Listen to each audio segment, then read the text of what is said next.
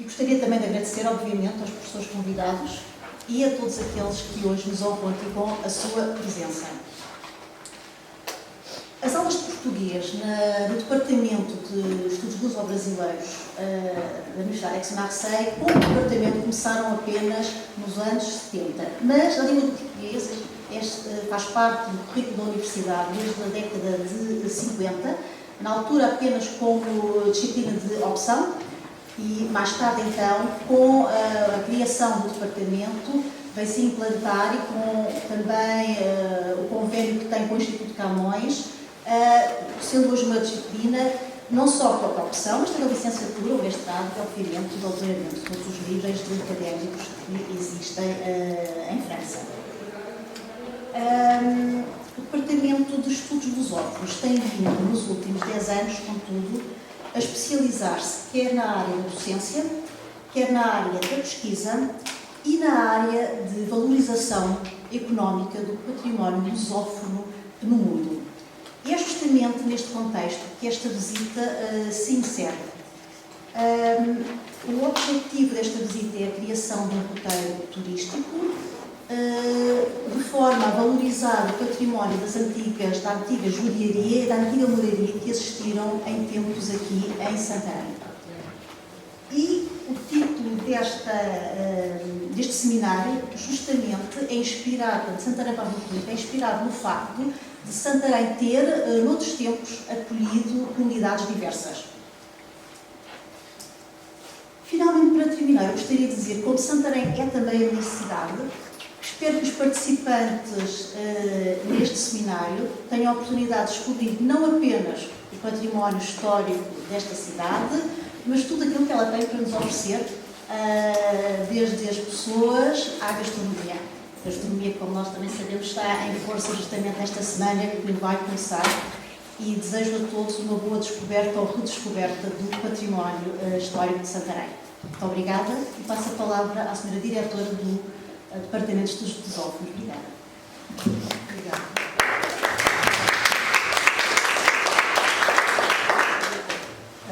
Senhora Vereadora, doutora Maria Inês Barroso, professores Filomena Barros e José Tavim, doutora Ana Conceição, bom dia a todos. É uma honra para a Universidade de Aix-Marseille e para a Cátedra Eduardo Lourenço poderem coordenar o presente seminário interuniversitário que se realiza neste Instituto Politécnico de Santarém, e queremos agradecer à Câmara Municipal de Santarém pela sua proposta, à direção do Instituto e também os dois técnicos, Filipe Oliveira e Rui Lopes, que se disponibilizaram para nos acolher hoje e seguir tecnicamente este seminário. Em nome do nosso reitor da Faculdade de Letras, Pierre Virgile, queremos agradecer a todos os que aceitaram construir este evento e, em particular, ao público, que ainda não sabe, mas que vai também ser solicitado para compartilhar a sua memória connosco. De maneira, digamos que este seminário que nos traz a Santarém situa-se na confluência de vários projetos. O primeiro, como dizia a Ana há pouco, é um projeto de visibilidade, de articulação entre universidades portuguesas e francesas, porque nós trabalhamos há anos juntos. Eu diria que o José Tavim, da Universidade de Lisboa, já tem até meia costela provençal, não é? Trabalhar todos os anos. Nós temos também a nossa própria equipe docente, mostra não somente a interdisciplinaridade, mas também uma origem lusófona. Fora a Ana, que já se apresentou, nós temos também a Cristina Castelo Branco, talvez se possa levantar, que é arquiteta, doutoranda na Universidade de Coimbra, vai agora defender a sua tese. A Marcela Santana, que é brasileira, que está também a defender a tese em Coimbra, Coimbra está bem representada aqui. A Marília Cabral de Azevedo, que é linguista e que vem, eu engano sempre no nome da universidade de origem, então ela vai, é o Pará, não é Pará? Rio Grande do Norte. Rio Grande do Norte, peço imensa desculpa. Portanto, o segundo projeto é uma viagem curricular Os nossos estudantes são estudantes portanto, mestrado de estudos lusófonos, engenharia de viagem e trabalham com a construção de percursos culturais. Portanto, isto aqui é a preparação do diploma do fim de curso, do trabalho de fim de curso, e eles têm 2 projetos para montar, um projeto de comunicação, uma exposição, e um guia turístico e patrimonial. E, portanto, nós montamos um projeto sempre sobre 2 anos, e o projeto que começamos este ano é sobre o eixo Ribatejo, Santarém, Lisboa, e sobre as comunidades antigas, a coabitação das comunidades antigas, judeus, muçulmanos, cristãos, neste espaço. Aliás, em forma de comunicação e de cosmopolitismo, o próprio grupo já é em si um exemplo de cosmopolitismo. Eles vão se apresentar um por um, muito rapidamente. Vamos começar pelo Ibrahim, que está à nossa frente, e vamos se apresentar rapidamente. Bom dia, chamo-me Ibrahim Akan, sou senegalês. Estou aqui, sou estudante de mestrado 2 da empresa Aix-Marseille. Muito obrigado. Mamadou. Muito bom dia, chamo-me Mamadou Diallo, também estudante da Universidade de Aix-Marseille. Sou senegalês e tive a minha licenciatura na Universidade de Dakar em Línguas e Civilizações Romanas. Bom dia a todos, sou Daniele Bessa, brasileira. Fiz minha formação na Universidade Federal do Pará e agora mestranda na Universidade de Aix-Marseille. Obrigada. Bom dia, meu nome é Sekou Tamba, eu sou estudante da Universidade de Aix-Marseille. Eu sou senegalês. Eu venho da Universidade de Dakar, Obrigado. Bom dia, chamo-me Amandine Delors, sou estudante da Universidade de Aix-Marseille, sou francesa e moçambicana. Bom dia, eu sou Matilde, sou francesa, a única francesa que Bom dia a todos, sou o Bruno Ramos, o único português do grupo e estou atualmente no primeiro ano de mestrado em Línguas e Estudos Luso-Brasileiros. Muito obrigado. Bom dia, me chamo Jessica, sou estudante da Universidade de Aix-Marseille e sou malgache. Obrigada. Bom dia, meu nome é Marcela, eu sou brasileira e eu sou da turma do mestrado também. Bom dia, sou senegalesa. O meu nome é Beatriz Bampoki. Sou está na Universidade de Aix-Marseille, em França. Obrigada. Bom dia, o nome é Papseco Diego, sou estudante de mestrado 1. Eu saí também da Universidade de Dakar este ano. Obrigado. Bom dia a todos, o meu nome é Elaine Moudo, sou senegalesa. Bom dia a todos, eu sou senegalês, fui estudante da Universidade de Chantilly de Dakar e agora estudante da Universidade de Marseille. Teu nome? Matinapi, sou Matinapi. Bom, e o terceiro projeto de que queria falar é mais um projeto pessoal. É o facto de sermos 3 santarenas, pelo menos do Conselho de Santarém, a ter pensado já há anos a possibilidade de pormos as nossas modestas competências e as nossas disciplinas ao serviço também da valorização deste património absolutamente excepcional que existe em Santarém e nesta região. E quero aqui citar, porque é a única ausente, mas ela, espero que ela desejaria vir o ano que vem, a doutora Adelaide Cristóvão, que aliás foi estudante aqui, não no Politécnico, mas quando este conjunto era um colégio, é o Colégio Andaluz, e Adelaide Cristóvão fez um doutoramento absolutamente extraordinário, que eu aconselho a todos a ler, que foi editado, mas em língua francesa, nas edições Colibri, sobre as Mouras Encantadas. Portanto, o projeto já começou aí. Muito obrigada.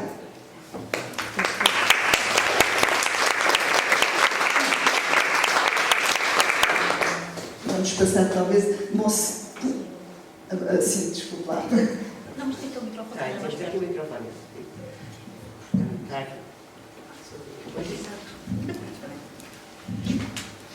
Muito bom dia a todos e a todas. Eu gostava de vos cumprimentar na vossa língua. Portanto, bonjour. Bonjour. Bom dia. Bom dia. Bom dia. Bom dia. Agora, senegalês é que eu não sei mesmo. Querem me ajudar? Para perceber como se diz bom dia? Salam alaikum. Salam alaikum. Pode repetir, por favor? Salam alaikum. Salam alaikum. Salam alaikum. Malaikum salam. Bem-vindos a Santarém. Obrigado. Meu nome é Inês Barroso, sou vice-presidente. Estou agora na Câmara, estou como vice-presidente da Câmara Municipal, mas sou orgulhosamente professora. Portanto, também sou deste contexto da escola e do ensino e da educação que a todos nos apaixona. Antes de abrirmos aqui um espaço mais informal, gostava de partilhar convosco algumas informações de Santarém, não para vos dizer já tudo aquilo que vão estudar, não é? Não é nada disso, é apenas para vos abrir o apetite,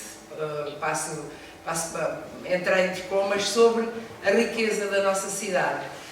Obviamente que neste textozinho que vou ler sobre Santarém, quero agradecer vivemente à organização de Aix-Marseille, à doutora Cristina, à doutora Ana Cristina, aos nossos proletores que hoje estão connosco e, sobretudo, a todos aqueles que acreditam que Santarém é efetivamente um diamante por lapidar. Nós temos uma história fantástica e temos aquilo que melhor há no mundo, que são boas pessoas. Pessoas generosas, pessoas gratas. Eu creio que todas as cidades podem ter particularidades do ponto de vista histórico, paisagístico, gastronómico, mas a maior riqueza que temos são realmente as pessoas. E eu não sei até quando é que ficam cá connosco, mas depois vão voltar, só ficam até terça, que pena! Mas espero que o vosso programa vos permita realmente fazer uma pequena visita também por aquilo que Santarém vos oferece em termos de gastronomia, de vinhos e do prazer da vida no âmbito do lazer. Portanto, espero sinceramente que o programa vos permita. Bom, mas vou-vos falar um pouquinho sobre Santarém cosmopolita.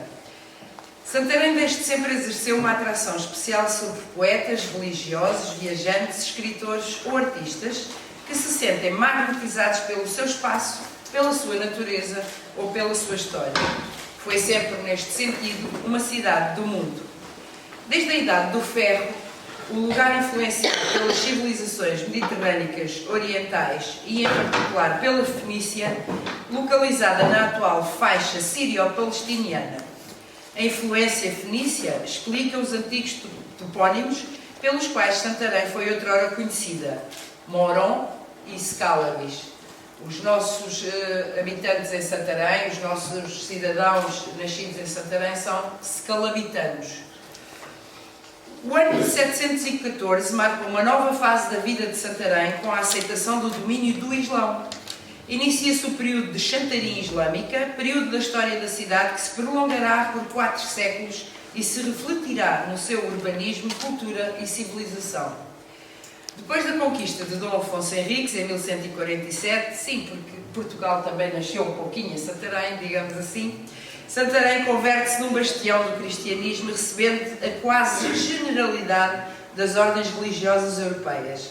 O peso do clero reflete-se nos 15 conventos e mosteiros e cerca de 40 ermidas que a vila chegou a contar.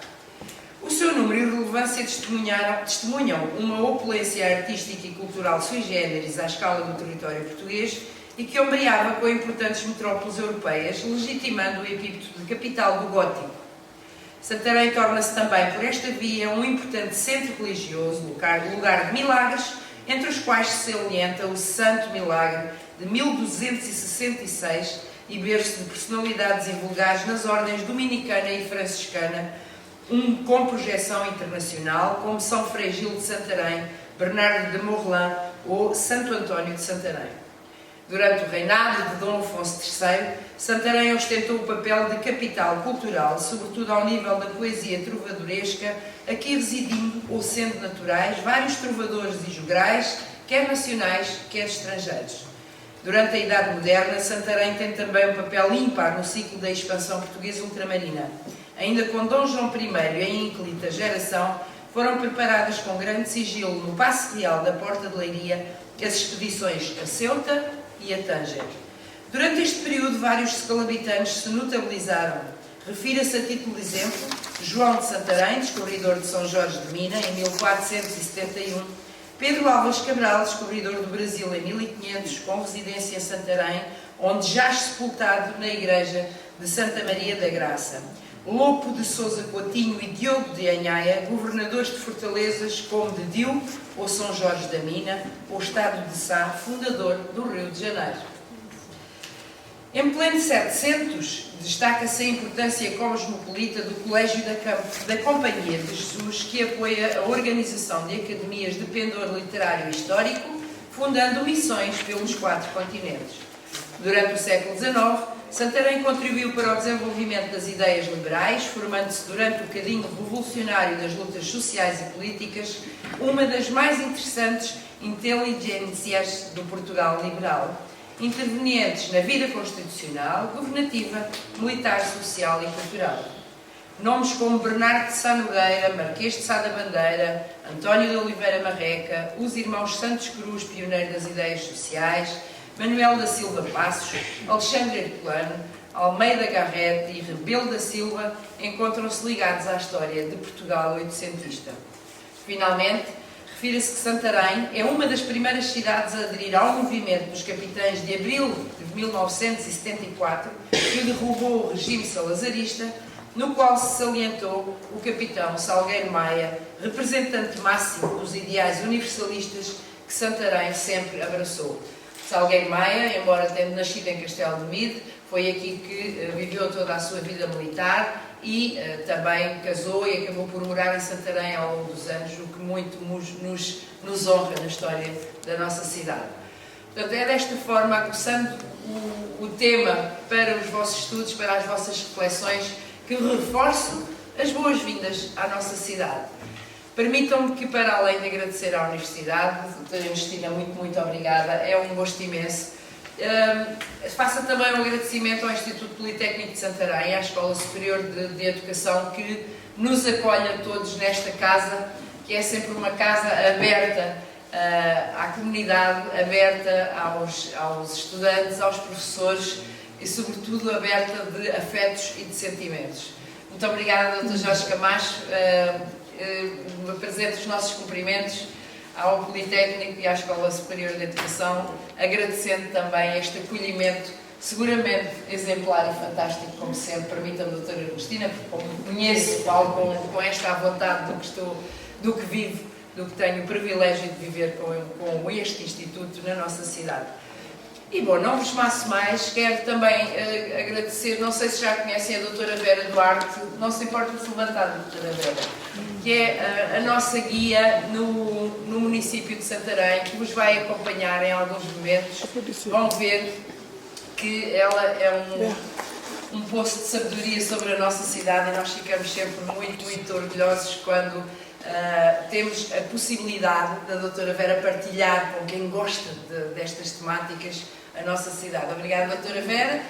Já agora,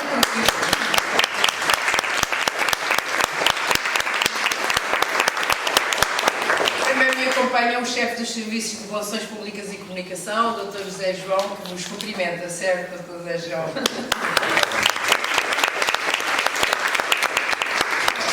Eu vou pedir desculpa, eu vou-me ausentar de imediato porque infelizmente tenho um compromisso menos bom de um funeral de uma colega nossa que faleceu, mas sem antes dizer que para todos vós o município tem um saquinho com uma singela para os participantes, para quem vem estudar Santarém, uma singela lembrança de boas-vindas e para a nossa mesa também um miminho da nossa cidade para todos vós, agradecendo mais uma vez a presença de todos e desejando, obviamente, um bom trabalho, mas sobretudo que a nossa cidade vos fique na memória, que vos fique no coração e que sejam muito felizes em Santarém. Muito obrigada a todos. Muito obrigado.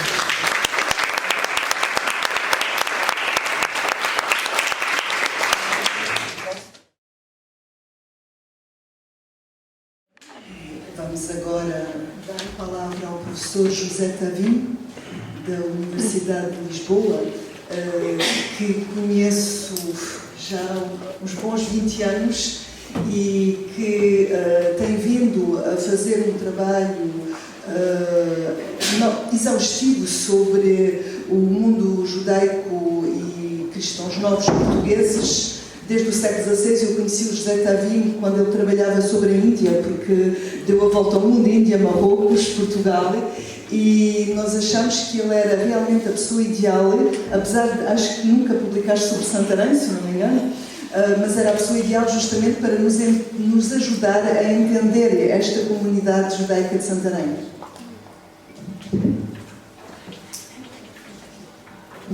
Muito obrigado, bom dia. Não sei se me estão a ouvir bem. Sim. Queria agradecer em primeiro lugar às professoras de carreira Ana Conceição o convite que me foi interessado para estar neste colóquio. Também gostava de dizer que aquilo que eu vou dizer aqui se deve muito a um trabalho prévio de especialistas do assunto, um bocado menos jovens que eu, que são a professora Maria José Pimenta Ferro Tavares, foi uma das maiores investigadoras sobre as comunidades judaicas no Portugal medieval. Eu não sou medievalista. E a professora Ângela Beirante, portanto, fiz também um trabalho exaustivo sobre Santarém na Idade Média e na Idade Moderna. Eu colhi mais alguns elementos sobre Santarém, a par destes, porque tive um projeto financiado por uma fundação que não quer que eu diga, que é a Fundação Rothschild, mas eu digo de qualquer forma. Espero que não refiram nada à fundação, porque de facto exerce um Senado e, portanto, segundo as leis britânicas, não deve haver propaganda acerca desse Senado. E, portanto, tive um trabalho de recolha de documentação medieval, desde Bragança até Lolé, e, portanto, consegui apurar mais alguns dados e, sobretudo, ter uma perspectiva comparativa, que é muito interessante, sobre aquilo que aconteceu nas comunidades do Norte, no Centro e no Algarve. Curiosamente, em relação a Santarém, não existe muita documentação alternativa porque se perdeu por vários motivos, terremotos, etc. Existe, além da chancelaria, que é a grande base de informação e que restou, felizmente, existe alguma documentação que está na Torre do Tombo, dos fundos conventuais, mas não existe muito. De qualquer forma, gostava de salientar que, como acontece em relação a outras comunidades do Reino, inclusive em Lisboa, há muito trabalho para fazer. Eu lembro que um dos últimos documentos, e é muito importante, sobre a comunidade de Alfama, sobre a judiaria de Alfama, foi encontrado há 2 anos por uma aluna que está a fazer um trabalho sobre o tabelionato, não sobre os judeus, porque ela está a vasculhar, digamos, documento por documento, os fundos conventuais de alguns conventos de Lisboa, Santo Silvério, Chelas, etc. E são essas pessoas que fazem essa análise sistemática que muitas vezes encontram estes documentos, que nem sequer são importantes para a sua tese, mas que depois têm a amabilidade de os oferecer a outras pessoas, ou de os divulgar junto a outras pessoas. Portanto, é um trabalho que tem construção. E eu apelo às pessoas mais jovens para se interessarem sobre este assunto. Em primeiro lugar, não há muitos jovens interessados na Idade Média, a fazer teses sobre a Idade Média. E a esmagadora maioria destas pessoas trabalha sobre as instituições cristãs. É verdade, a massa documental é muito mais vasta, portanto, a temática também é muito mais vasta, portanto, existe muito poucos indivíduos jovens a fazer este tipo de investigação. Portanto, aquilo que eu vou dizer aqui corre um bocado também do trabalho feito por essas pessoas anteriormente. O que é que se conhece sobre as judiarias de Santarém? As judiarias de Santarém já existiam no período islâmico, portanto, ocupava a zona que ocupará também no período cristão, portanto, vai haver um alargamento, digamos, mas ela ocupava a zona entre São João de Alcoral e a igreja de São Martinho, que desapareceu. Portanto, onde hoje é o Teatro Rosa Damasceno e o Banco de Portugal. E provavelmente estava cercado, aqui está, portanto, o Teatro Rosa Damasceno, o Banco de Portugal, provavelmente existia uma muralha, já no tempo dos mouros, entre o que será o sítio de São João de Alcorão e o que será o sítio, portanto, da Igreja de São Martinho. Havia uma porta, havia torres, portanto, estamos a falar do tempo dos muçulmanos, mas não existe documentação, isto são apenas hipóteses.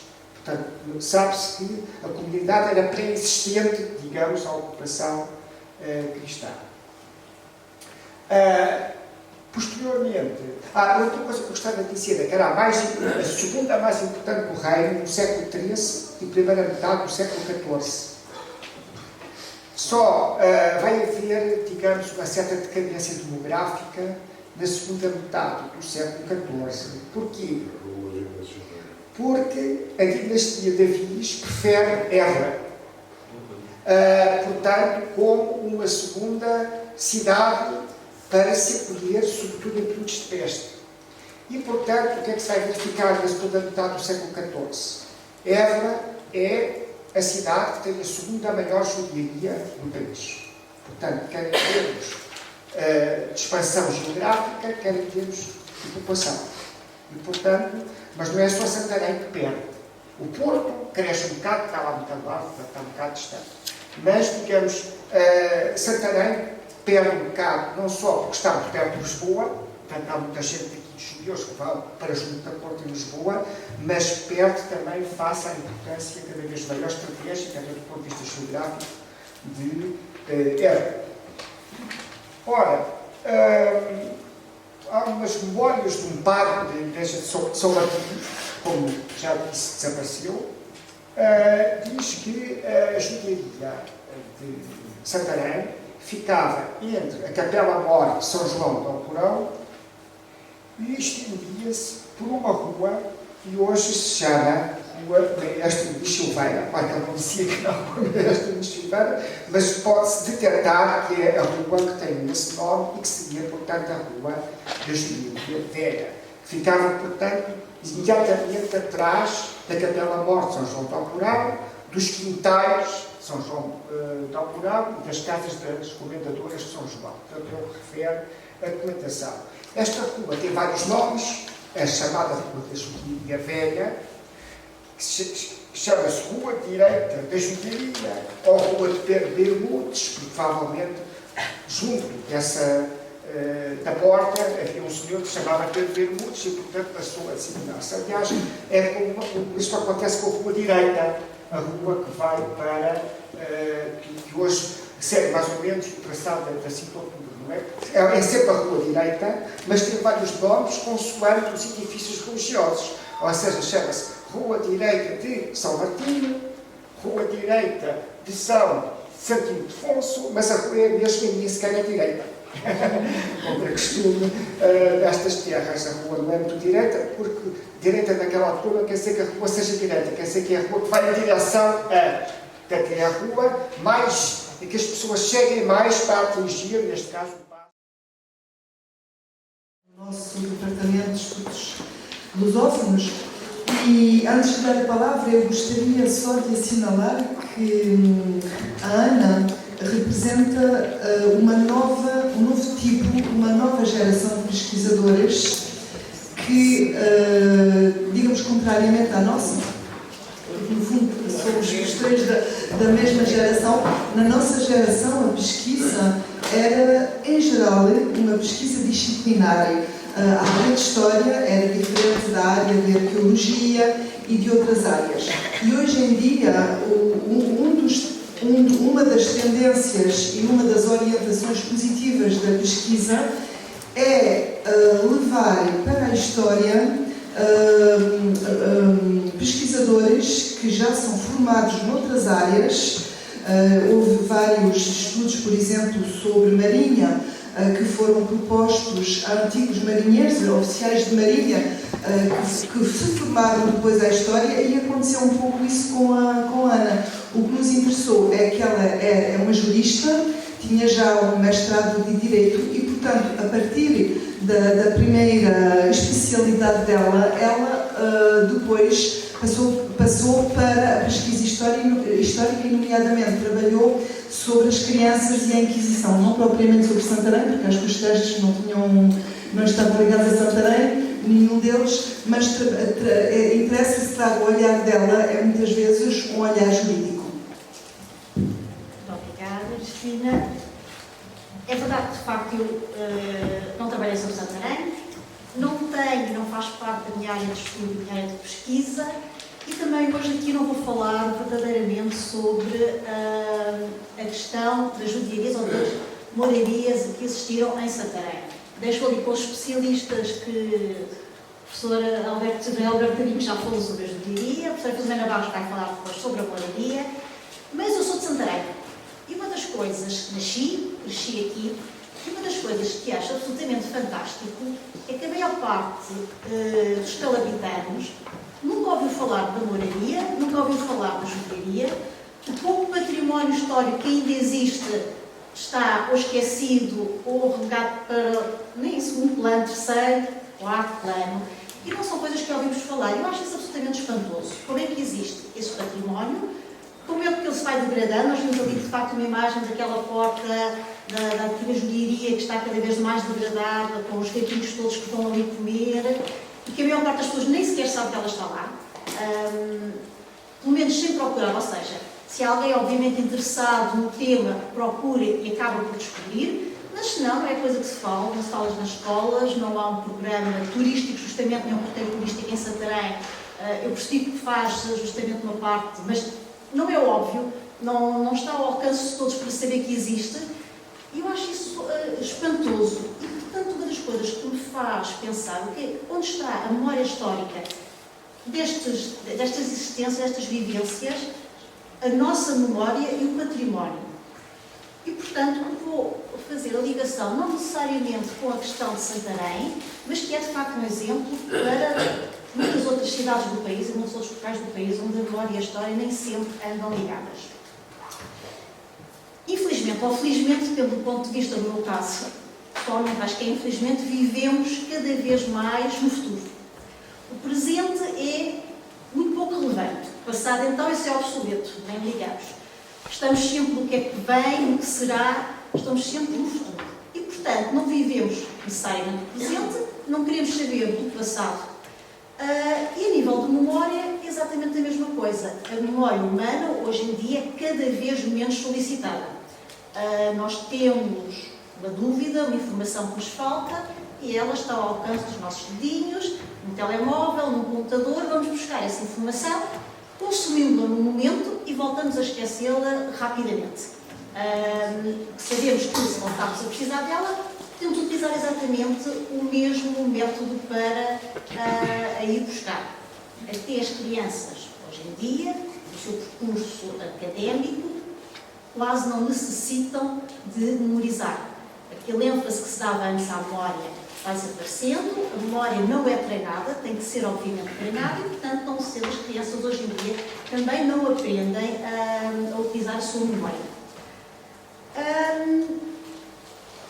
A história e a memória, a priori, eram duas fases, podemos dizer assim, da mesma moeda. A memória sendo uma constante, sempre em evolução, do ponto de vista mais pessoal, está aqui uma pessoa que vai andar aqui, muito interessada na minha apresentação. Enquanto a história seria uma representação do passado. E como sendo representação do passado, tem um caráter mais estável. Não quero com isto dizer de todo que não nega o caráter evolutivo da história. A história evolui normalmente, há factos novos que vêm ao conhecimento e ela vai evoluindo. Mas, de facto, porta-se ao passado, a um acontecimento que existiu. Enquanto a nossa memória, na memória, está constantemente em evolução. Nós vamos vivendo e vamos adquirindo esta memória. E a memória, seja ela individual ou coletiva, tem como função principal o recordar o passado, guardar o passado. Mas até que ponto é que nós conseguimos guardar o passado e como é que o guardamos na nossa memória e como é que fazemos essa relação com os factos históricos que existem. Como é que guardamos essa memória? É uma questão que a mim me parece bastante importante. Sobretudo porque a memória está sempre a ver com o nosso presente, com a nossa vivência presente. Nomeadamente, aquilo que se passou no passado é sempre visto do ponto de vista presente. Se considerarmos então que a memória é uma reprodução de um passado, portanto, reprodução no sentido de algo que aconteceu que nós vemos com uma percepção dos nossos dias, até que ponto é que a nossa memória é condicionada pela história e até que ponto também é que a história é condicionada pela memória. A memória é sempre condicionada pela história, seja as histórias e as nossas vivências pessoais, mas a memória tem dois lados, podemos dizer. Uma memória mais objetiva e uma memória mais subjetiva. E os historiadores têm, quando fazem a pesquisa histórica, alguns limites que se devem, pelos quais, algumas linhas de pensamento pelas quais se devem seguir, nomeadamente o tentar ser objetivos. Mas a subjetividade é algo que existe para todos. Existe para o historiador, que não está livre justamente das suas vivências pessoais, das suas vivências individuais, mas também coletivas, porque a memória, como sabem, podemos ter a memória individual ou a memória coletiva, que podendo ser, obviamente, diferentes, mas a memória individual integra, obviamente, a memória coletiva. E essas memórias coletivas muitas vezes são reforçadas pelos papéis dos Estados, das elites, o que nos faz adquirir certo tipo de memórias como designadas por memórias fortes, visto que há um certo caráter justamente institucional que lhes dá uma determinada força, e outras memórias mais fracas, que não têm essa base, essa sustentabilidade a nível de autoridade, por assim dizer, ou mesmo o oposto, certo tipo de memórias que são escondidas ou que são reprimidas por questões pessoais ou questões de interesse coletivo, sejam elas quais forem. Ora bem, é dito e é correto que os historiadores têm uma responsabilidade na apresentação dos fatos históricos. Mas até que ponto é que essa responsabilidade cai apenas sobre os historiadores ou cai sobre o público-alvo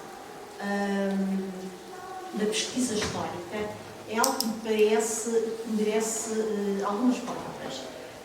Os historiadores são humanos e, portanto, ao irem buscar certas informações, desde logo quando escolhem o seu tema de investigação, estão sujeitos, por norma, a interesses que têm já, vivências das quais fizeram parte da sua existência e que são justamente atraídos por determinados temas. E é impossível renegar essas experiências, essas vivências pessoais.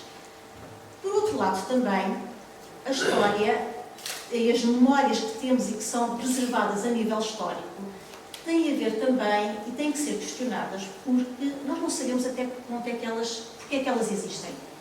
Porque é que elas foram preservadas, por quem é que foram escritas, em que contexto é que foram escritas. Portanto, a objetividade que se requer a nível de pesquisa histórica e a nível de memória, muitas vezes não apenas das pessoas que fazem essa pesquisa, neste caso os historiadores, mas também daqueles que preservaram e que fizeram os factos históricos. Hoje em dia assistimos a um ritmo de vida ocidental, se é que podemos utilizar a expressão ocidental, mas sim, com o ritmo de vida dos nossos dias, que é cada vez mais generalizado, bastante rápido. Tanto a produção de memória como a produção de história estão constantemente em evolução e somos bombardeados por imensa informação. O que nos permite consumir informação sem a analisarmos.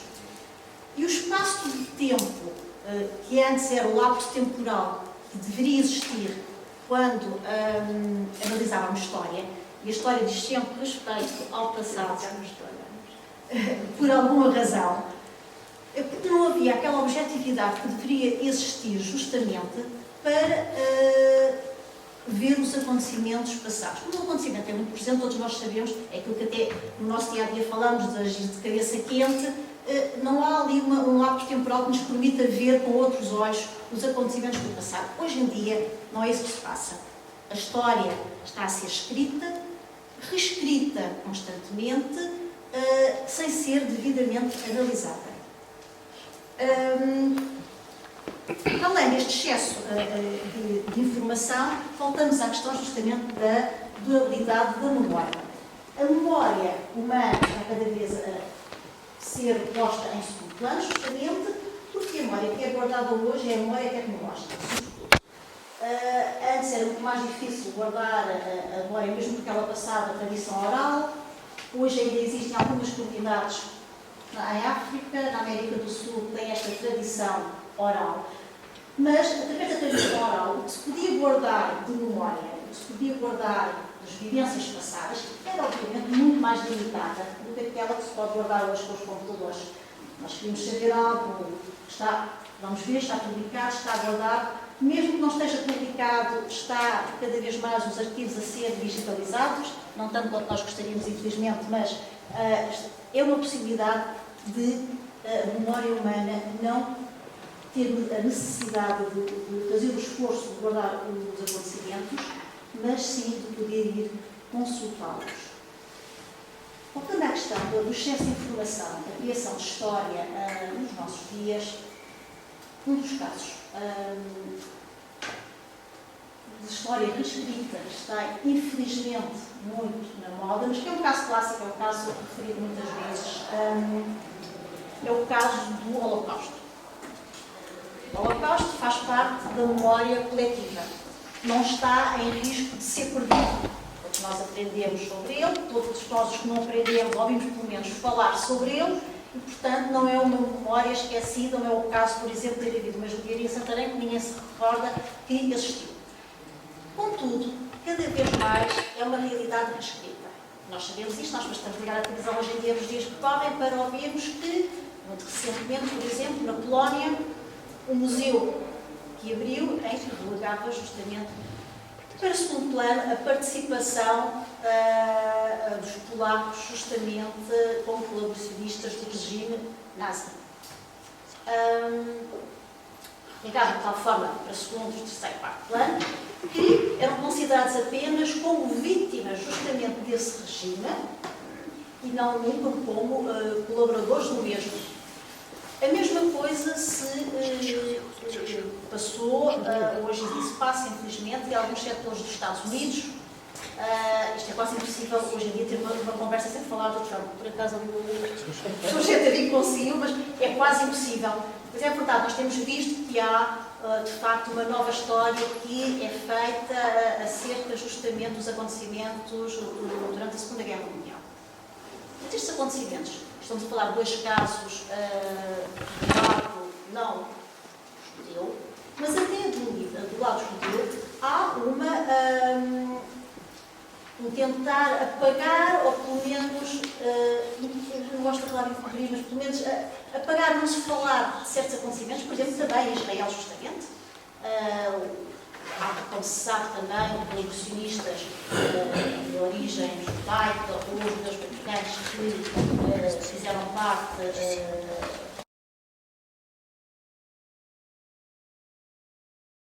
um pedido de desculpas também, no sentido em que eu venho falar de uma realidade que, como vão ver, faz parte da minha instituição. Eu gostava de dizer uma das coisas, eu não sou uma especialista no espaço de Santarém, primeira questão, ou seja, não é de facto a primeira questão. Segunda questão, como vocês vão ver, e eu e o TV partilhamos muito disso, eu sou uma mulher da escrita, e é nesta articulação entre a escrita e o material, mas muito baseado de facto na escrita, que eu vos venho falar sobre os muçulmanos do reino português e a comunidade de Santarém. E devo dizer, minhas senhoras e meus senhores, que já estava desejando porque saltar por cima dos judeus e falar também dos muçulmanos. Nós realmente encontramos muitas vezes, porque complementamos isto. E, portanto, eu ia começar por falar de algumas questões que já foram abordadas, outras não, mas a questão de que, primeira questão, nós temos comunidades muçulmanas em Portugal até à data do Édito de Expulsão de 1496. Ou seja, e eu faço aqui um apelo ao Tavim, também para lembrar que, quando falamos do decreto de expulsão, não estamos a falar só de judeus, estamos a falar de judeus e de muçulmanos. E como refere com o Ricardo, nós, como historiadores, temos uma obrigação. Como ele diz, eu vou a tradução, desocultar os silêncios da história. Compete-nos a nós, portanto, nós temos um dever de memória que eu queria trazer aqui e queria apelar, de facto, ao professor Tavim também nesse sentido. Quando o presidente Jorge Sampaio fez o pedido de desculpas à comunidade judaica exatamente devido à expulsão, não o fez à comunidade muçulmana. E o que acontece não foi, de facto, culpa do presidente Jorge Sampaio. Ele falou com o presidente da comunidade muçulmana, que era, aliás, seu amigo, que achou que deviam passar despercebidos os muçulmanos. Então, há uma coisa que marcou a memória política e a memória coletiva portuguesa até hoje, é nós dizermos que 1496 é a data do Édito de Expulsão dos Judeus. Não é. É a data do Édito de Expulsão dos Judeus e dos muçulmanos de Portugal. Segunda questão, a parte neste resgatar de memórias. Quando, nesta contemporaneidade conturbada que temos vivido, se começou a pôr a questão dos muçulmanos, da visão, da imagética do muçulmano como o outro, ninguém se recordou, que quer Portugal, quer Espanha, teve uma continuidade da presença muçulmana até finais do século XV. Ou seja, o que eu venho falar aqui não é do poder muçulmano, do poder árabe e islâmico que dominou a Península Ibérica. O que eu venho falar aqui é daquilo que conscientemente eu chamo os muçulmanos portugueses, ou seja, de comunidades que ficaram depois da conquista de Afonso Henriques, que permaneceram ao longo do território e que serão exatamente obrigadas à conversão ou expulsas como judeus em 1456. Segunda questão, lembrar que esta realidade, ou seja, de que nós fomos, até ao final da Idade Média, uma sociedade multicultural e multirreligiosa, esse fez parte da nossa medievalidade, é uma realidade que não era inédita, ou seja, não é porque os portugueses e os espanhóis também, em geral, os vários reinos medievais da Península Ibérica, eram mais tolerantes, não é porque éramos mais simpáticos para com os outros, mas porque era a realidade que conhecíamos. Quando Afonso Henriques, quando a conquista cristã do território se dá e os muçulmanos vão sendo derrotados, e portanto o território existente, já em período muçulmano, os muçulmanos tinham a dhimma, ou seja, a proteção aos povos do livro. Ou seja, nós sempre vivemos na Península Ibérica com 3 religiões, enfim, entre culturas se calhar, desde o período muçulmano até este período cristão. Portanto, o que temos aqui não é porque os cristãos sejam mais generosos, é porque vão adaptar-se a uma realidade que já existia e que é uma realidade inteligente, que é manter a população, rentabilizar o território, povoar o território com as minorias, quer os judeus que já cá estavam, quer os muçulmanos que foram vencidos. E eu trago estes 3 mapas são impressionantes, mas não são feitos por mim. Vocês já vão ver depois os mapas feitos por mim, são de graça. Bom. Mas estes 3 mapas, para também dar uma ideia, que é a seguinte. O que é que acontece? No reino português, em toda a Península Ibérica, a realidade é a mesma. Na Sicília vai ser a mesma até ao século XI, portanto, para ver como é que é a ocupação, ou qual é a ocupação destes muçulmanos no território português. E eu gostava de chamar a atenção para, eu não sei, as legendas estão um bocadinho cortadas, mas eu faço uma distinção.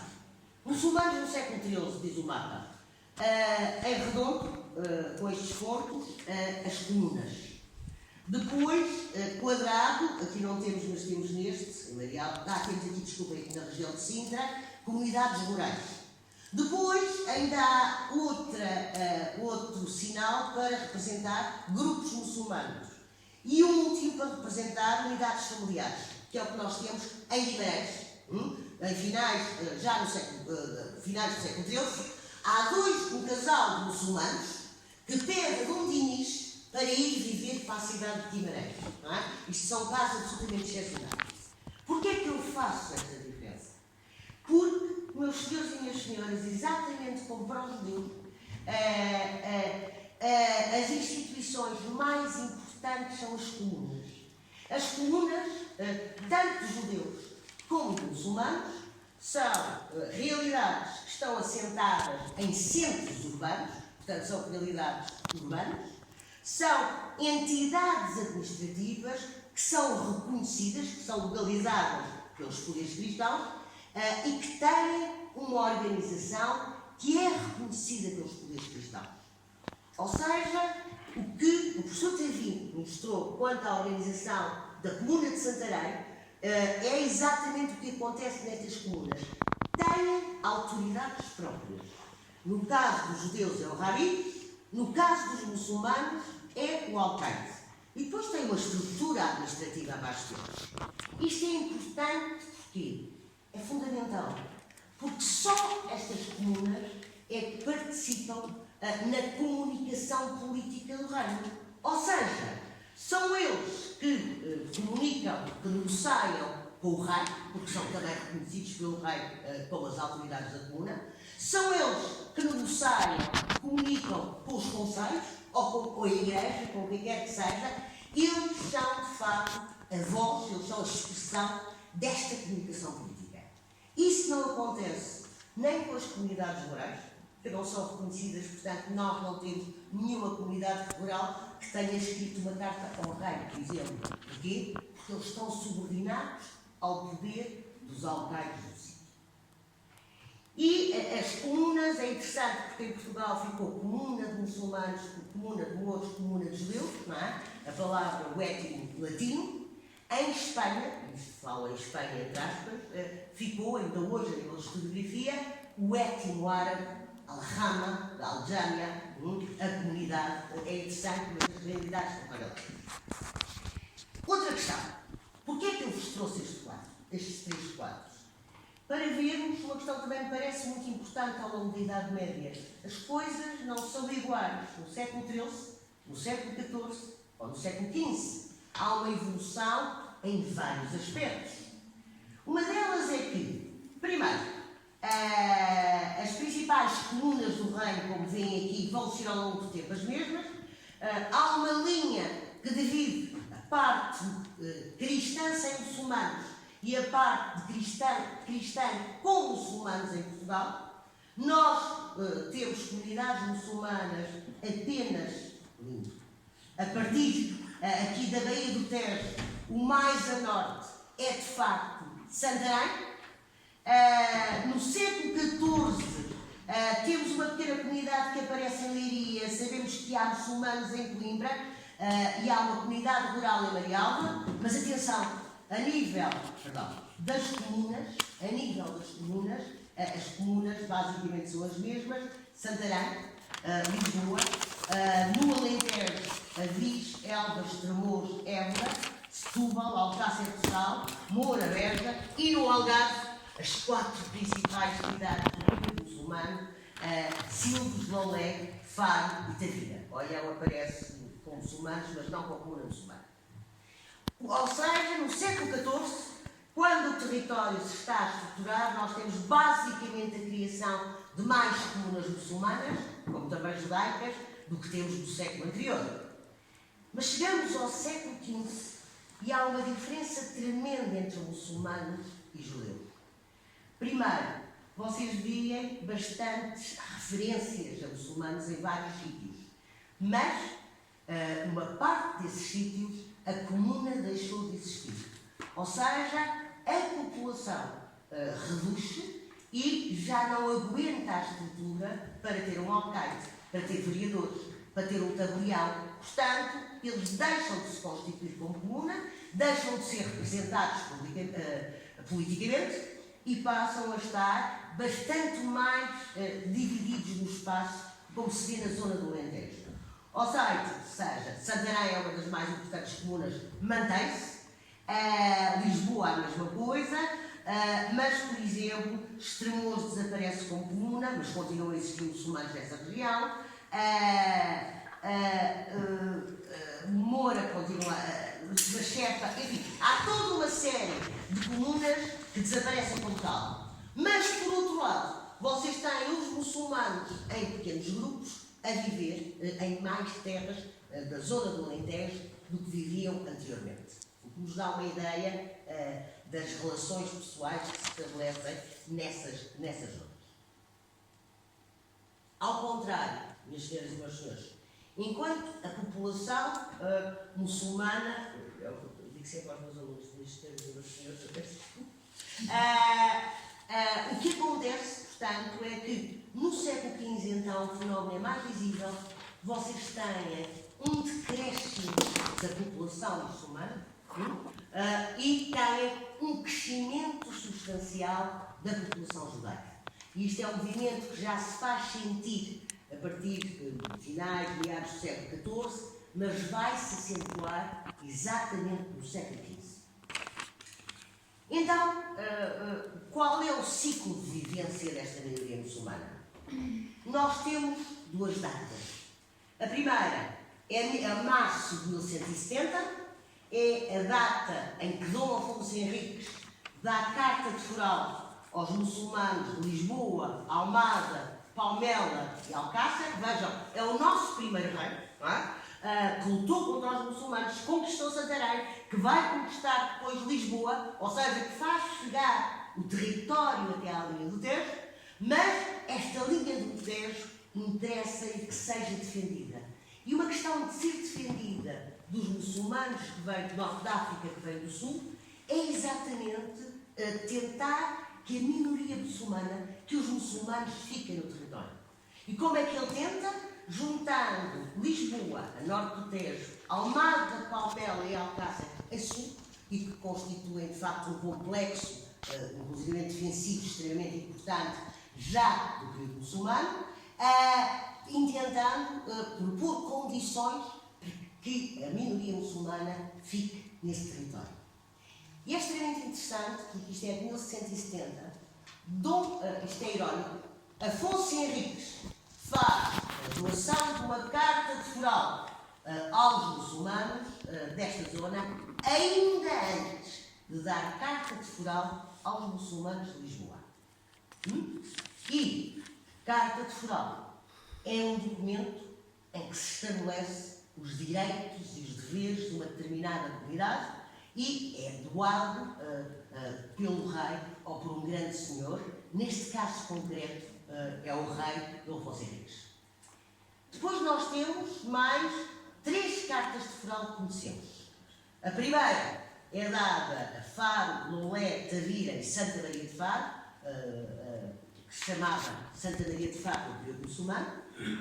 Santa Maria é exatamente o nome da cidade.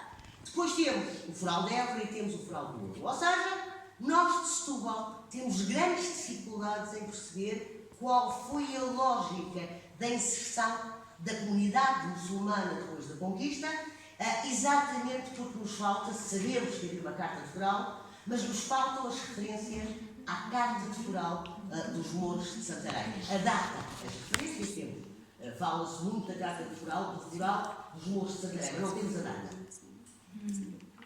Outra questão. Então, eu disse que o foral, sobretudo para aqueles que não são de história, enfim, é essa questão, este documento em que são estabelecidos os direitos e deveres de uma determinada comunidade. Este é o foral de Lisboa, Alcácer, Palmela e Alcácer. É, como vimos, dado em 1170, em março de 1170. O registro mais antigo que nós temos, está aqui representado, é da chancelaria do Afonso II. E o que é que diz o foral dos Mouros Fugos? Está dividido entre uma primeira parte, que diz a vós, os mouros, que sois fogos, que é importante, mouros fogos, mouros livres, em Lisboa, Almada, Palmela e Alcácer, consigna a proteção do rei, para que na minha terra nenhum mal injusto recebais, e para que nenhum dos meus cristãos nem judeus haja qualquer poder sobre vós. E agora vem a medida concreta. Mas aquele tem voz de gente e fé vossa e de por alcaide, esse mesmo juro. Portanto, primeira questão, a eleição do alcaide pela própria comunidade dos muçulmanos é a primeira coisa que é concedida a estes grupos muçulmanos. Segunda coisa, e agora, isto faz-se para quê? E vem a questão dos impostos. Logicamente, o professor Tavim já falou relativamente aos judeus, os judeus têm uma tributação própria, assim como os muçulmanos vão ter uma tributação própria.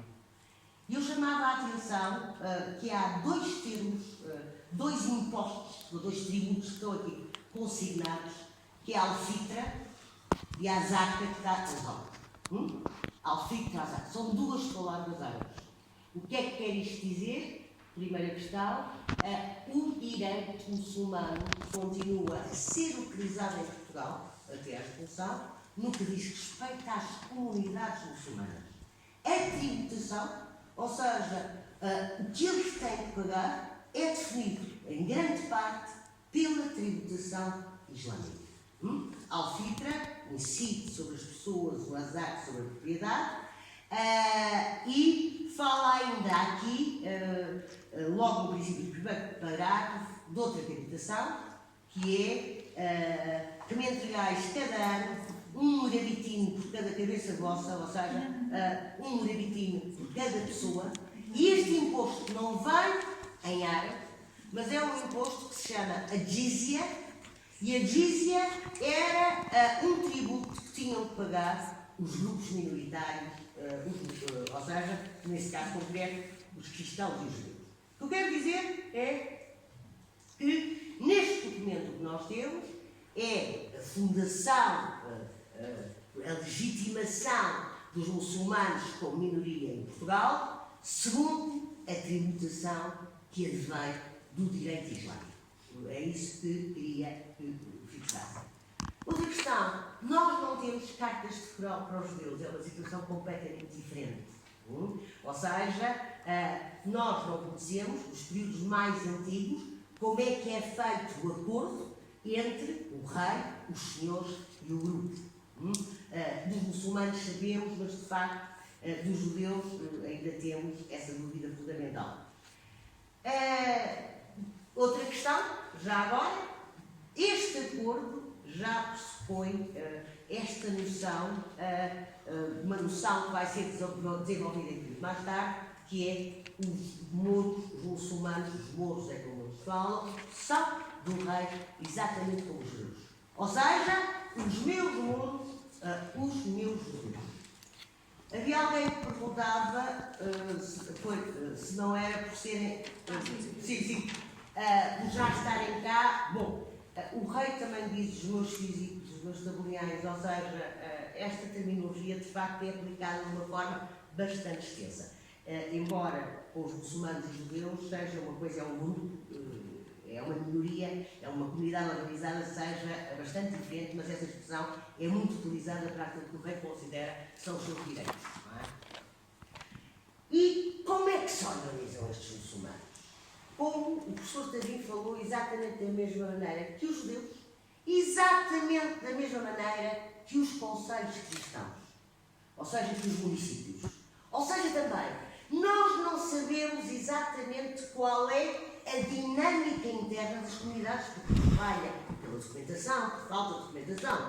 Mas nós sabemos que no século XV esta estrutura é a mesma que existe na Comuna dos Judeus, é a mesma que existe no Conselho Cristão, logicamente com as diferenças. Para os muçulmanos, o magistrado supremo é o alcaide, para os judeus é o rabi, portanto. Depois temos vereadores que são eleitos tal como no município cristão. Temos um responsável da escrita, porque logicamente as comunas têm o seu próprio arquivo, têm o seu próprio sistema de escrita e o próprio arquivo. Temos um almotacé em algumas comunidades, ou seja, o responsável pelo mercado, pela limpeza, e temos, com os muçulmanos, uma figura, essa sim única, que é o juiz dos direitos régios. Este juiz dos direitos régios é uma personagem, é sempre um muçulmano, não é eleito, é nomeado pelo rei e tem como função, em Lisboa e em Évora, onde existe este juiz dos direitos régios, tem como função fiscalizar os bens dos reis na moraria para ver se os seus direitos não estão sonegados. Tem como função também alugar as propriedades do rei na moraria, nas morarias, perto das morarias. Portanto, está imbricado com a defesa dos direitos do rei. E, logicamente, também, tal e qual como os judeus têm funcionários à parte, também os muçulmanos têm outros tipos de funcionários, que são aqueles encarregues da parte religiosa, da expressão religiosa dessas comunidades. Em Portugal, há uma coisa muito curiosa: o imã, o responsável religioso, em Portugal chama-se o capelão dos moços, é sempre o capelão. Também encontrei uma em Évora relativamente ao capelão dos judeus. Depois tem o muezzin, ou seja, como nós sabemos, os muçulmanos têm 5 orações diárias. O muezzin é aquele que chama para as orações diárias. E em Portugal, minhas senhoras e meus senhores, como no resto da Península Ibérica, nas principais cidades, em Portugal no Sul, ouviu-se até 1380 o muezzin a chamar em árabe para as orações. Faz parte da nossa paisagem sonora, fez parte da nossa paisagem sonora, tanto quanto as morarias fazem parte da nossa paisagem urbana. Em 1380, os representantes, 1385, desculpem, os representantes do povo nas cortes vão queixar-se ao rei e dizer que a Igreja, que é certo, tinha proibido o canto do muezzin, a chamada oração, e que em Portugal se continuava a fazer. E, portanto, os representantes do povo pedem ao rei Dom João I que, em conformidade com a lei canónica, que ponha fim a esta prática. E, de facto, há esta cristianização do espaço sonoro, porque os muçulmanos são proibidos de ter o muezzin, e, portanto, o tempo, a ideia de tempo também é uma ideia cristianizada, porque é uma ideia que é imposta e que é vivenciada em função dos sinos das igrejas, e deixa de ser, é um tempo já cristianizado, deixa de haver um tempo, por assim dizer, islamizado nestas cidades portuguesas. E depois o que é que vocês têm nas comunas? O que é que vocês têm? Têm, logicamente, os alfaquis, os jurisconsultos, aqueles que são especialistas em direito islâmico, e é uma rede que vai de um lado ao outro da Península Ibérica, ou seja, aqueles que vão prestar ajuda quando é necessário dúvidas de direito islâmico, que vão zelar pela aplicação do direito islâmico, que vão ser conselheiros dos alcaides, inclusivamente, ou mesmo vão colaborar com o próprio rei. Portanto, basicamente, e de uma forma, enfim, bastante rápida, esta é, no fundo, a estrutura geral destes muçulmanos portugueses. E, logicamente, o que nós sabemos de muçulmanos e de judeus, nós o sabemos, é um saber mediado. Mediado porquê? Porque grande parte da documentação é documentação cristã. O que é que acontece? Acontece que, com a Revolução de 1496, logicamente também, a memória coletiva foi moldada e o arquivo coletivo, o arquivo, é também transformado. Ou seja, tudo o que está em árabe, está em hebraico, é considerado, se não ideologicamente perigoso, pelo menos conspicuamente dispensável, não é? Portanto, essa documentação desaparece. Nós temos muito pouca produção própria, nós ouvimos muito pouco a voz direta, quer de muçulmanos, quer de judeus, e portanto eu trago-vos um bocadinho aquilo que na escrita marca ainda esta identidade muçulmana. São poucos, são menos que os judeus. Os judeus têm mais assinaturas, mas em alguns documentos perpassa esta mão do muçulmano que escreve o seu nome.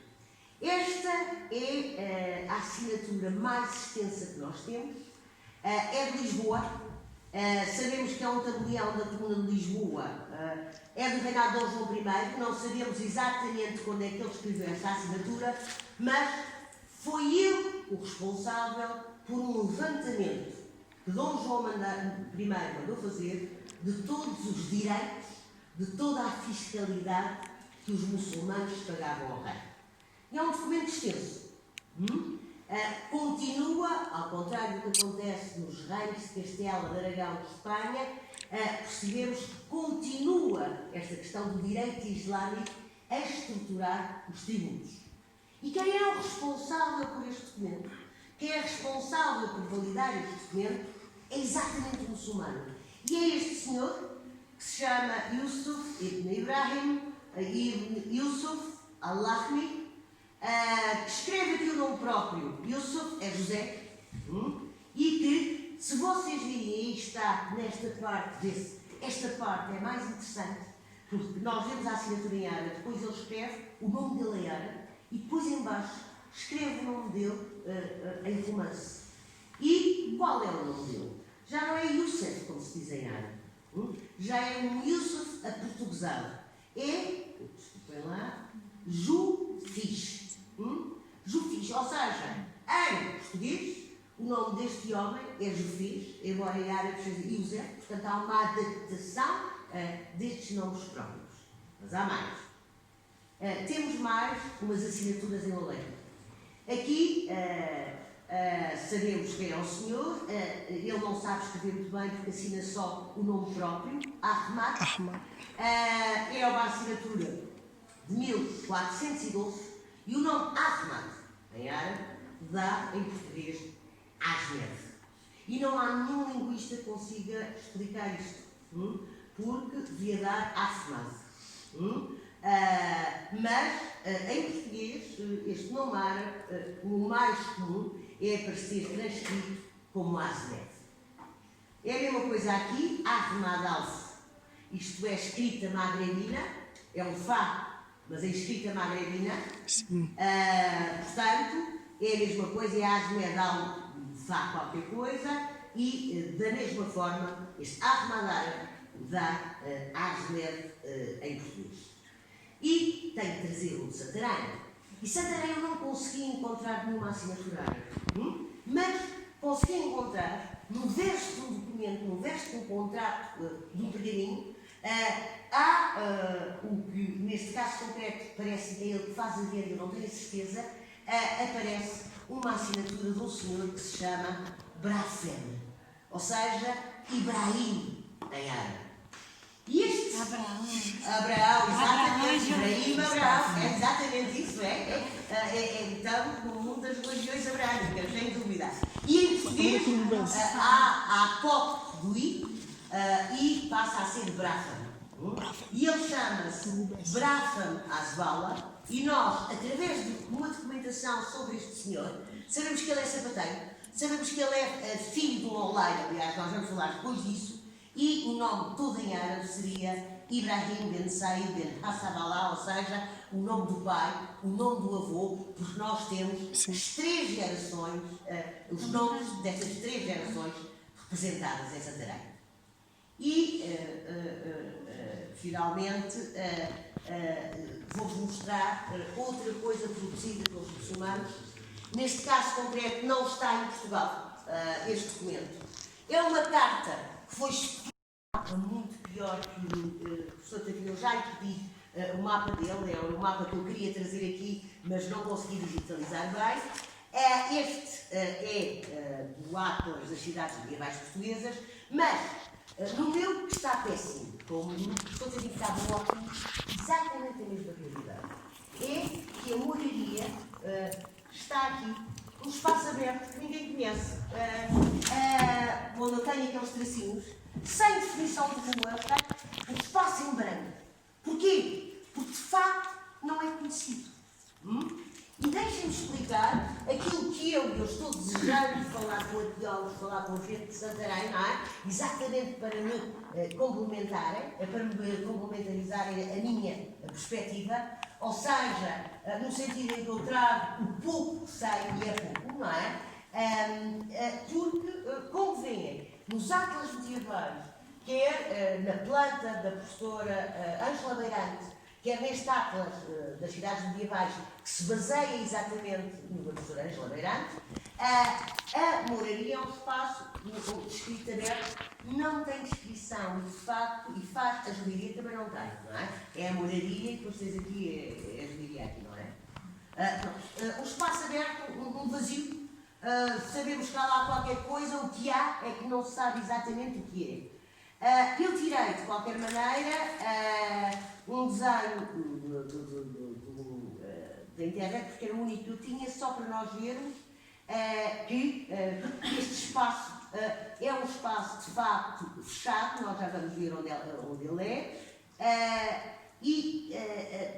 e mais uma vez, se vocês olharem, a questão das ruas, das artérias, é praticamente inexistente. Ao contrário do que vimos para Lisboa, em que se consegue fazer uma planta da moraria, aqui na moraria de Santarém as questões parecem bastante diferentes. O que é que nós sabemos de Santarém? Bom, desculpem lá, nós sabemos de Santarém, é muito, eu peço desculpa. O que é que nós sabemos dos muçulmanos de Santarém? É que era a questão. Nós temos referências, nós todos nos lembramos da descrição, todos não. Os portugueses, pelo menos, lembram-se da descrição da conquista da cidade. A cidade de Santarém era das cidades mais importantes para os muçulmanos a norte do Tejo. Muito mais importante que Lisboa, nós sabemos isso. De tal maneira que no reinado de Dom Sancho I, os muçulmanos fazem, com o seu califa, os almohadas, fazem um ataque para norte para chegar, para reconquistar a cidade de Santarém. Não era Lisboa que eles queriam conquistar, era de facto esta zona impressionante, este castelo impressionante, esta alcáçara impressionante, com uma organização também sobre uma zona particularmente fértil do país, com comunicações privilegiadas, com religiões. Portanto, Santarém era de facto o centro que se pretendia conquistar. Ora, nós sabemos que a conquista de Santarém é uma coisa muito simpática. Segundo as crónicas, Afonso Henriques põe o exército a andar e faz a quebra de tréguas com os muçulmanos, que em princípio essa quebra de tréguas era um período de 3 dias que geralmente se respeitava. Afonso Henriques quebrou as tréguas quando o exército já estava às portas de Santarém. Portanto, basicamente, o relato das crónicas que nos dá é esta coisa, não é? E também nos dá o facto de ser noite, ninguém tem dados por isso, os muçulmanos não estarem à procura de se pôr a corda, de subir um cristão, um cavaleiro cristão, que aliás o nome é dito, mas que eu não me recordo, de haver um guarda muçulmano que estava nas muralhas e que ouviu qualquer coisa e que perguntou: mano, quem é que lá vem? E ele respondeu em árabe, tranquilizou-se e houve a conquista da cidade. Não é? E as crónicas dizem, logicamente, enfaticamente, que o sangue corria que chegava aos tornozelos dos soldados cristãos. Muito sangue, de facto. Podia-se fazer um hospital de sangue. Mas o que acontece? Acontece que sabemos que as elites dirigentes fogem, eles podem fugir, sabemos que o governador fugiu, certo? Mas não sabemos o destino da demais população.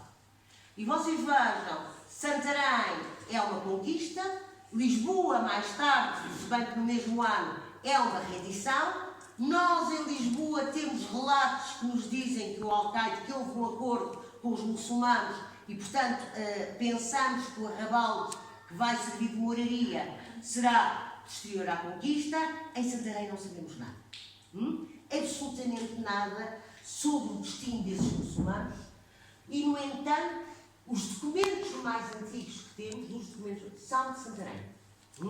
Ou seja, eu trago-vos aqui dois documentos, muito perto no tempo, já bastante afastados da conquista, mas mesmo assim do princípio do século XIII.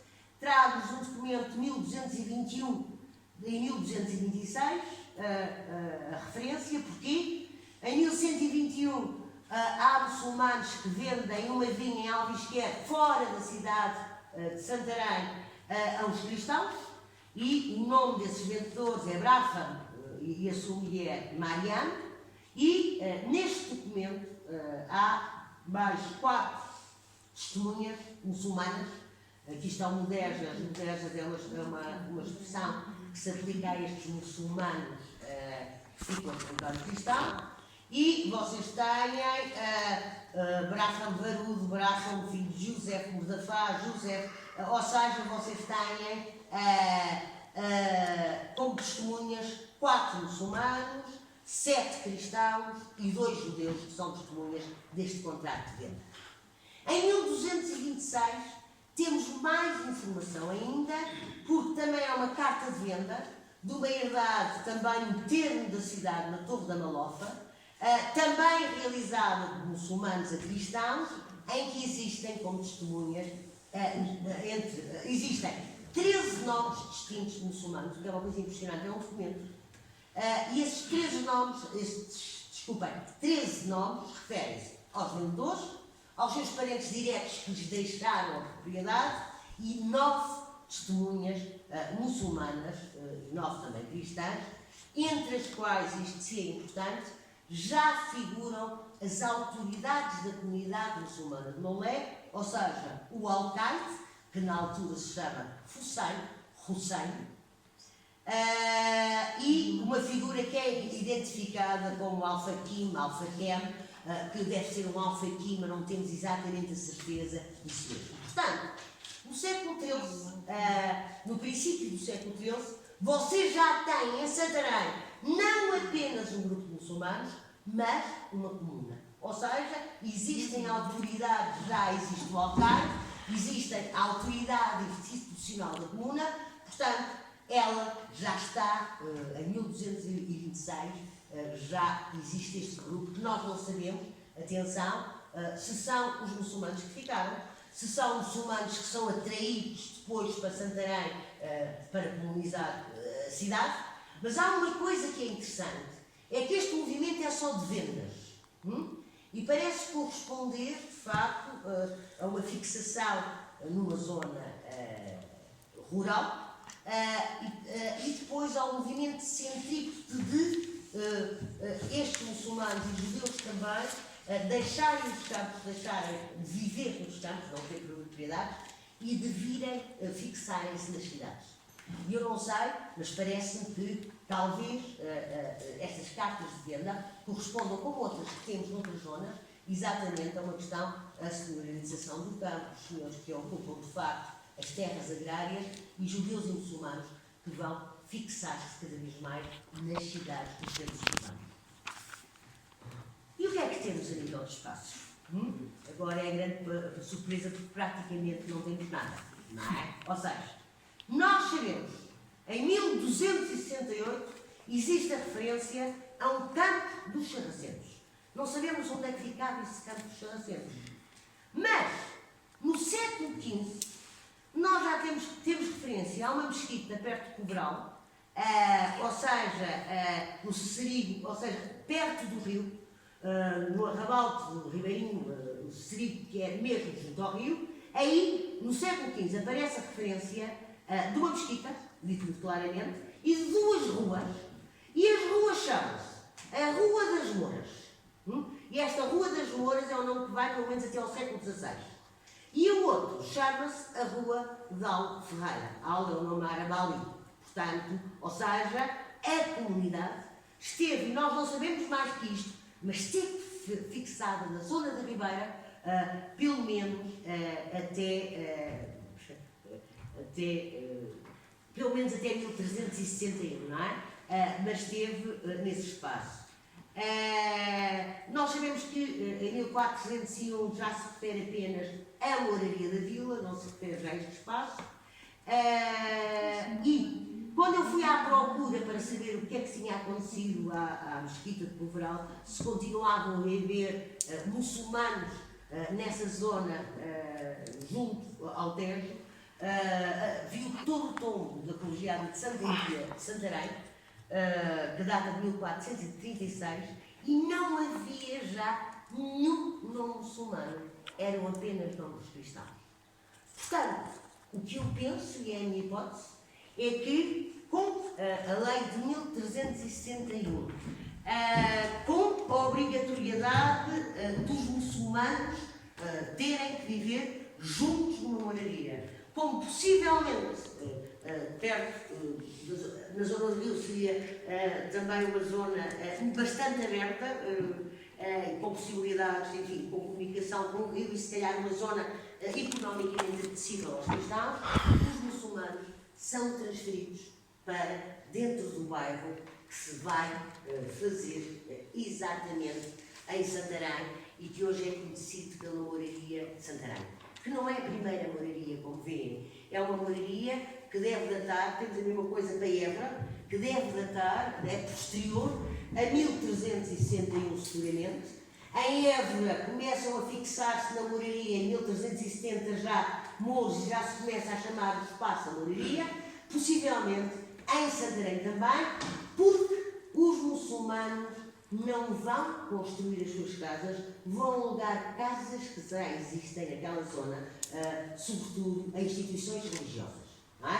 Portanto, o espaço vai ser urbanizado também, através de propriedades que já existem, são adaptadas às novas condições, ou propriedades que se fazem, mas pertencem a um proprietário cristão. E, meus senhores, vamos para a grande pergunta. Nós amanhã vamos fazer uma visita guiada à moraria de São Mamede, esta chamada moraria de São Mamede, que tem o seu quê de divertido. Eu vou-vos explicar o que é que nós temos sobre esta moraria. Informações ótimas. Temos uma referência que diz que a moraria tem uma rua que vem perante a porta da mesquita, e sabemos que a mesquita tinha propriedades no Vale de Estacas, um olival que era da própria mesquita.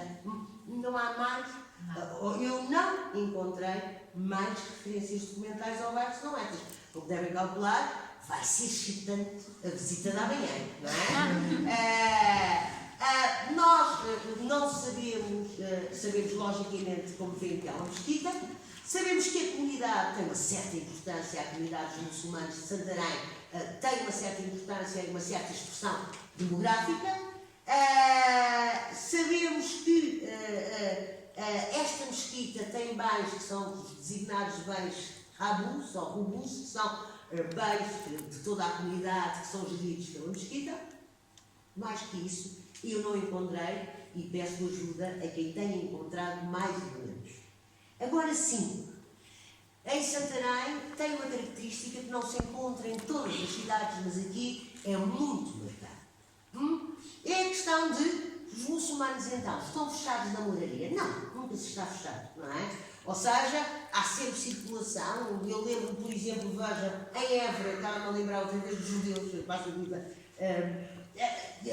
em Évora, os judeus ourivos saíam todas as manhãs da juderia para ir para a Praça do Giraldo, a porta principal, sobretudo os ourivos, não é? Ou seja, há sempre circulação, não é? interessante, que é a Rua da Ramada, que é também na zona de uma vila, se não estou em erro. A Rua da Ramada também era chamada a Rua da Olaria.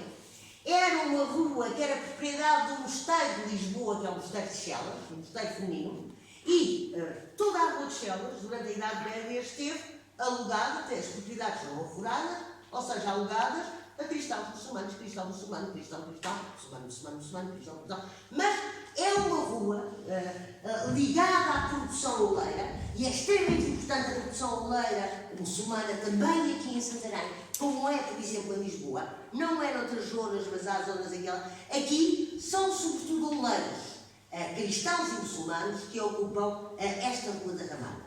E as minhas dúvidas eles fazem o aluguer de casas, geralmente é casa e tenda, portanto eu não sei se é só um espaço de trabalho, se também é um espaço de trabalho e de vivência para alguns destes muçulmanos.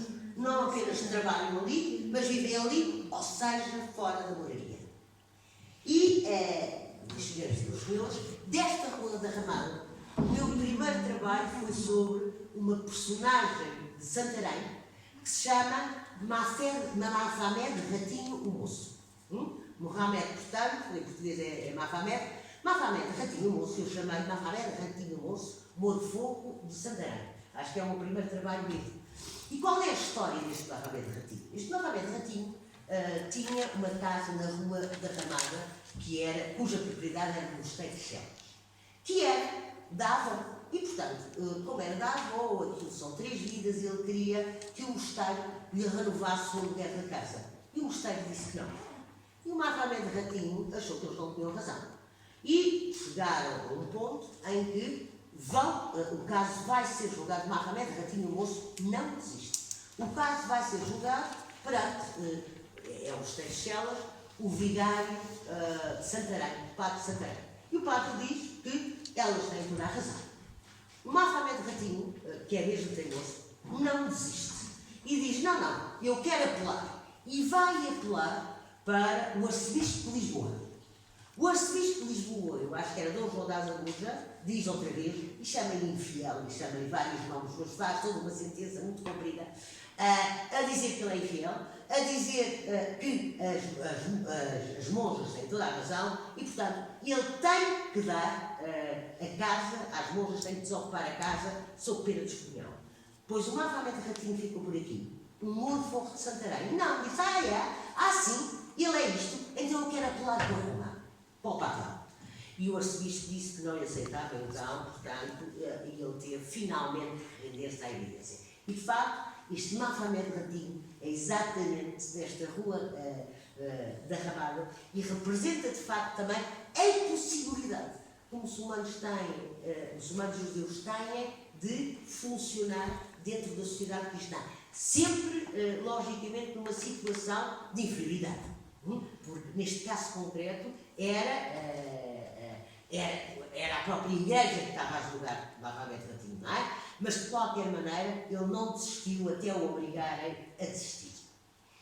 Portanto, meus senhores, em Santarém nós temos oleiros e eu gostava de falar com arqueólogos porque não conheçam a olaria. De facto, não sei se seria interessante ver. É uma olaria de tipo que segue ainda práticas, que segue técnicas muçulmanas, ou temos outro tipo de olaria agora praticada por cristãos e muçulmanos e é a mesma tipologia que está a ser feita, mas isso também não sabemos.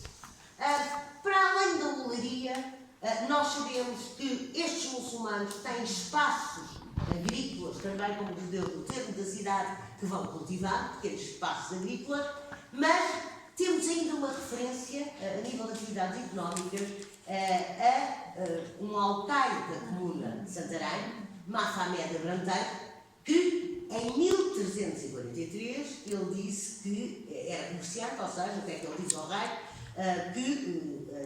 diz que se ia ir a Alemar, a terra de Mouros, com suas mercadorias. Portanto, ia à terra de Mouros, não sabemos exatamente qual é a terra de Mouros, é o norte da África, se é mesmo para lá do norte da África, e diz ainda que trazia dessa terra de Mouros outras mercadorias para Portugal e que pagava sempre o dízimo ao soberano. E o que é que acontece? é que os muçulmanos vão ter uma lei também penalizadora, não são só os muçulmanos, mas pronto, a documentação é dos muçulmanos, não podem sair do reino sem autorização regia.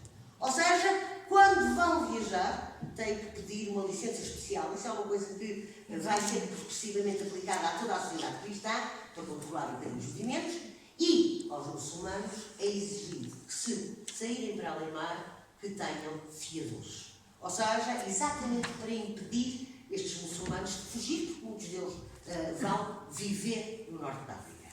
E este Mohamed Brandeiro, que é o alcaide de Santarém em 1383, vai pedir ao rei que ele seja isento de apresentar os fiadores, e depois justifica com isto tudo, porque vai ao mar, porque traz outras mercadorias, porque paga sempre os tributos, e o rei dá-lhe o privilégio exatamente que ele possa ir e vir ao mar sem apresentar fiadores. Mas é a única referência que nós temos, de facto, a comércio, devo dizer, relativamente a Santarém. O que é que nós sabemos também sobre estes muçulmanos de Santarém? Que há famílias que dominam um bocadinho esta estrutura, como são os babosos, eu acho o nome lindo, os babosos de Santarém, os Barzano também são, aliás, aparece um Adela Barzano, que é o capelão da comuna, ou seja, é o imã da comuna de Santarém, e para dizer que esta questão, a sociedade medieval caracteriza sobretudo pelas diferenças, não é? Ou seja, qual a ideia de igualdade? A ideia que existe é que todos são desiguais, não é? E é assim que devem manter os seus estatutos. Uma forma para estes muçulmanos, como para o resto da população, de ascenderem socialmente e economicamente, são os privilégios dados pelo rei. E nós temos, de facto, alguns privilegiados, como são estes dois babosos, que são privilegiados a não pagarem determinado tipo de impostos. Isto traz lutas tremendas dentro da própria comuna, mas isso é outra coisa. Mas temos o Adela Barzano, que é um outro privilégio diferente. O normal é eles pedirem cartas para não pagar impostos. Mas o Adela Barzano, o que vai pedir e o que vai ter é um privilégio de distinção social. Ou seja, poder usar armas em Santarém. Ou seja, ele é de facto filho de um oleiro. Os oleiros, como viram, são importantes em Santarém. Ele é o capelão da comuna de Santarém e o privilégio que lhe é dado é um privilégio de distinção social, um privilégio extremamente grande, o porte de armas dentro da cidade. É uma espécie de, entre aspas, mobilitação, entre aspas, relativa. Mas é um privilégio, de facto, extremamente importante para a sociedade medieval. E outra coisa que eu encontrei também relativamente a Santarém, que eu gostei, foi uma amizade, como eu digo, que deu como ao torto. Ou seja, em Santarém, um muçulmano que se chamava Brafan Fanis diz ao rei que teve uma grande amizade a Brafan, filho de Said, neto do mestre Asbolá, daí é que vem o Ibrahim ben Said Hassaballah, que era sapateiro, por as boas obras que dele recebia. Então, como tinha tanta amizade a este homem, ouviu falar que em Lisboa havia alguém que vendia privilégios. E foi a Lisboa comprar uma carta de privilégio, não para ele, que é verdade, mas para o seu amigo.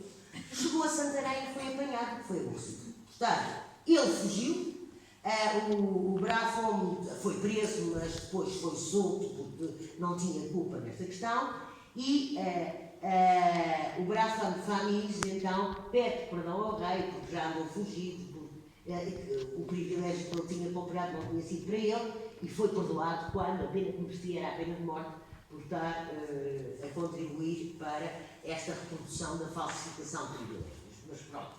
O que é interessante é que o Brafon, o filho de Said, o mestre Asbolá, que teve um privilégio falso, em 1475 recebeu carta de privilégios do rei, e esta já legítima, neste caso concreto, para não pagar impostos ao rei, à comuna e ao conselho.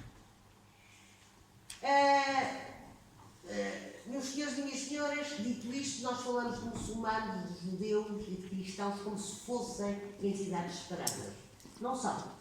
Eles convivem no mesmo espaço, apesar das moradias serem fechadas, são fechadas à noite, são abertas de manhã, há circulação, trabalham como viram em Santarém, cristãos e muçulmanos lado a lado, como ao lado.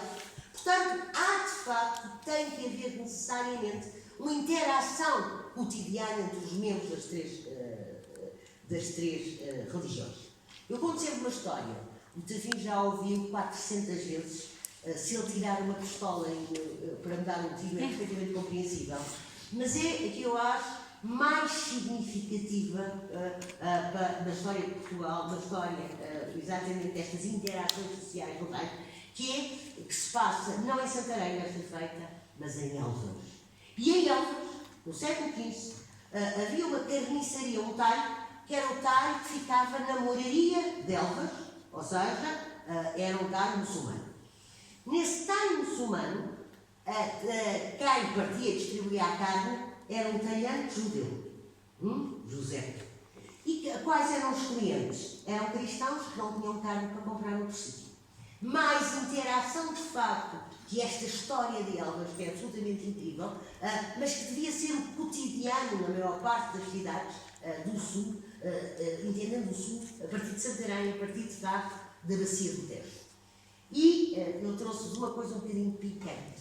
Que maior interação existe, se não a interação sexual? Aí não há hipótese. Então, minhas senhoras e meus senhores, em Portugal, como no resto da Península Ibérica, a pena para aqueles que tiverem relações com pessoas de outro sexo é a morte. Vejam o que sim, em toda a Europa. Isto é uma coisa que vem da lei canónica, de facto, que vai para os reinos cristãos e pretende fazer aquela fronteira absoluta entre os vários grupos e, para isso, de facto, as relações sexuais são aquilo mais abominável. Neste caso concreto, eu escolhi, há vários casos, escolhi esta mulher, forte escarota, que era de Santarém, que, sendo casada, tivera relações carnais com o cristão Álvaro Vaz, pelo que tinha fugido, e, afinal, ela é perdoada pelo marido e é perdoada pelo rei. Mas a pergunta que eu deixo é que maior símbolo de interação entre as três comunidades, qual mais íntimo que este, que aproxima os corpos das pessoas e os une, de facto, numa relação interconfessional. Muito obrigada pela vossa atenção.